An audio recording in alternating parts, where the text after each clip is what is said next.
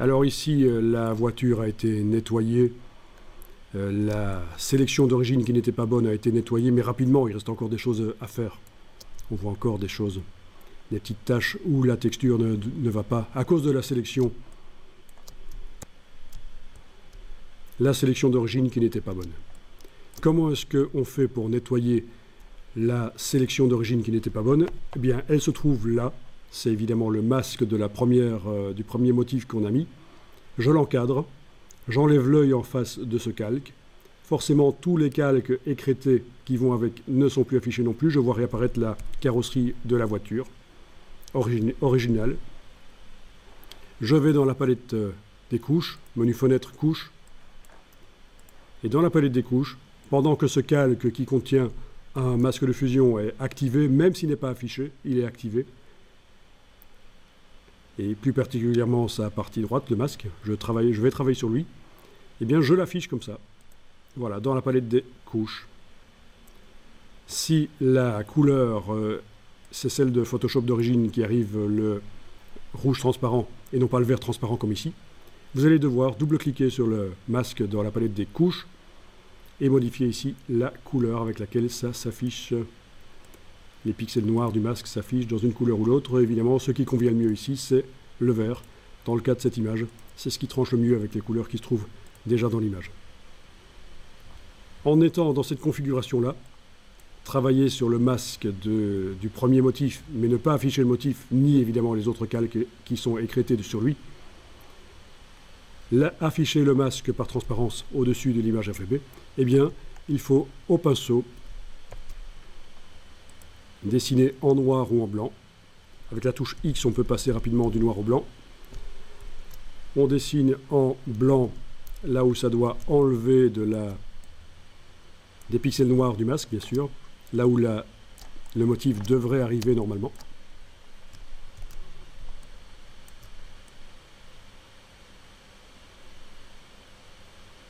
Et puis on va dessiner en noir là où il y a des parties qui reçoivent le motif alors qu'elles ne devraient pas le recevoir.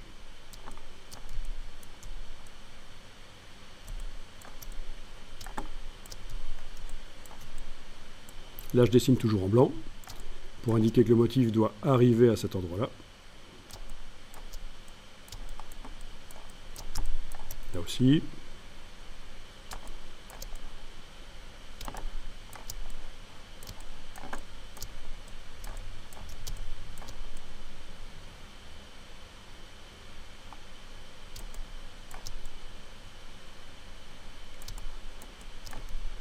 Là, je vais dessiner en noir. Touche X, je vais dessiner en noir. Le motif ne doit pas arriver sur le chrome ici du rétroviseur, bien entendu. Ni normalement là, sur les vitres.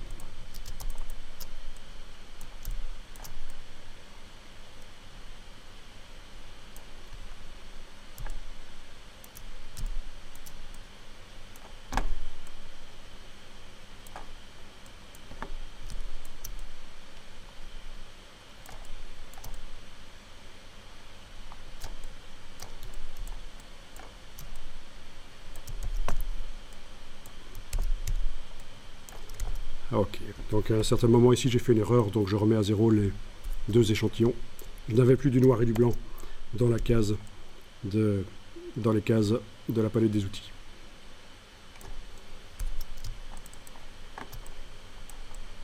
Ok, alors c'est pas toujours évident de voir la voiture, à quoi ça correspond, tout ça, voilà. J'enlève donc de temps en temps l'œil en face du masque et ça me permet de savoir que je dois dessiner en blanc, par exemple là, parce que là, c'est de la carrosserie.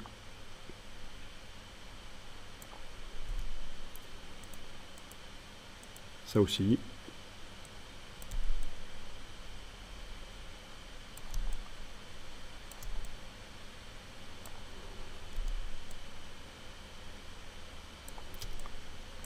Ok, voyons un peu de ce côté-là.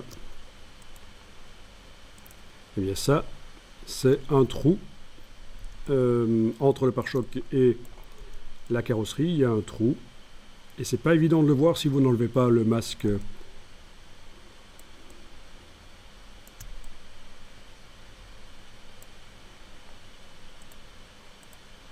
Voilà. Bon, à un certain moment, c'est nickel. Et on va pouvoir enlever le masque de l'affichage, bien sûr. Comme ça, j'enlève l'affichage du masque. On va réafficher la texture. Et voilà. Alors, on peut continuer le travail sur le masque affiché comme ça, en noir et en blanc. Il n'est pas obligatoire de nécessairement l'afficher comme j'ai montré juste avant. Vous pouvez très bien aussi le travailler comme ça, en direct, mais ce n'est pas évident. L'un et l'autre fonctionnent bien en fait. L'une et l'autre méthode travaillent sur le masque direct comme ça, comme je suis en train de faire en voyant l'image en couleur, et également afficher le masque par transparence.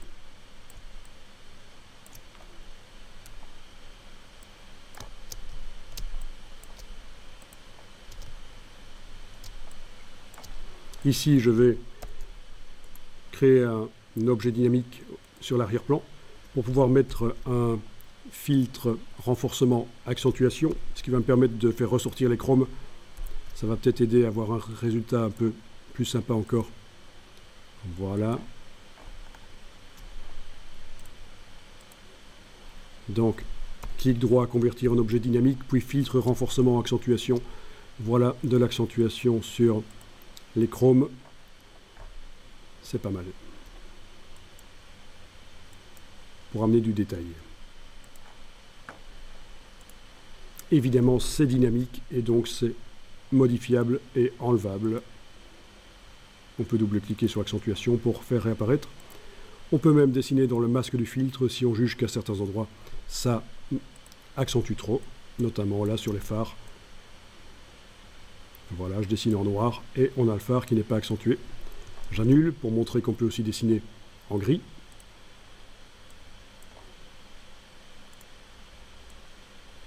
Pour enlever à moitié l'accentuation, puisqu'on dessine en gris.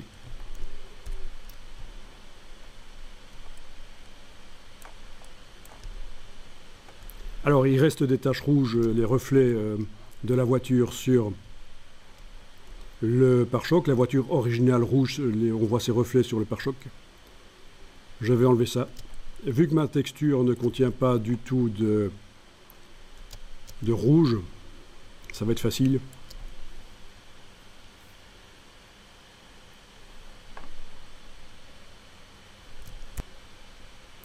Je prends l'outil lasso,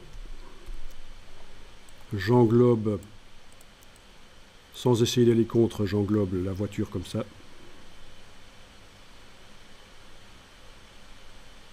Donc le siège rouge là ne va pas subir ce que je vais faire, c'est-à-dire désaturer les rouges.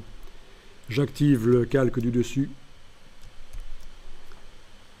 Je crée un calque de réglage de type teinte saturation.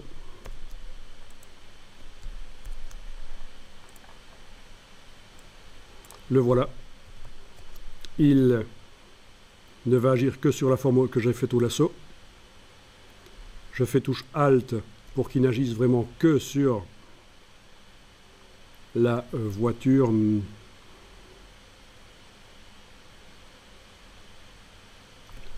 Mais en fait, le problème, c'est qu'il va agir que sur la texture, donc je devrais en fait le placer en dessous celui-là. Voilà. On va le mettre là. Voilà. En dessous de la texture. Parce que le problème se trouve en dehors de la texture, c'est les pare-chocs.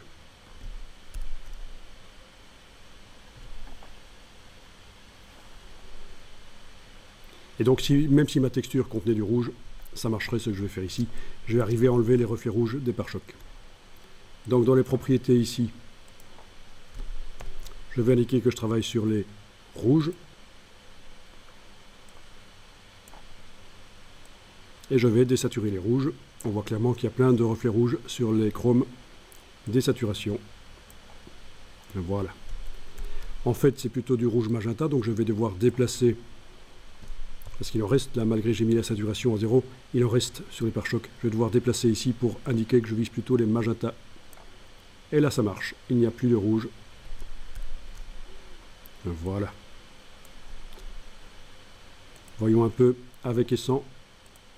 C'est nickel, ça enlève bien les reflets rouges.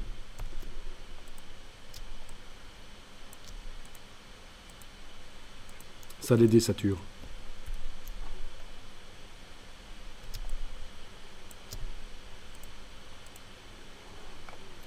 Voilà, j'enregistre le fichier.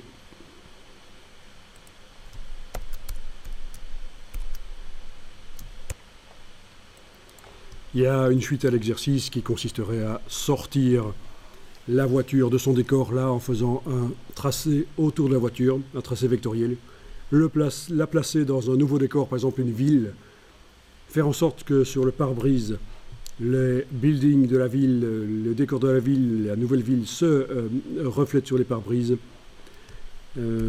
intégrer la voiture dans la ville en corrigeant ses couleurs et les couleurs de la ville aussi, en amenant les deux, la ville et la voiture, dans le même univers au niveau couleur. Ça, c'est un boulot plus long, ça prend encore 1 heure ou 2 de boulot minimum. Et vous avez des vidéos que j'ai créées qui, sur YouTube notamment, vous allez trouver ça. Si vous tapez incrustation de texture d'Ambermont, incrustation texture d'Ambermont, D-A-M-B-E-R-M-O-N-T comme écrit là, eh bien vous allez tomber sur mes explications qui vont plus loin que ce que le temps nous a permis ici.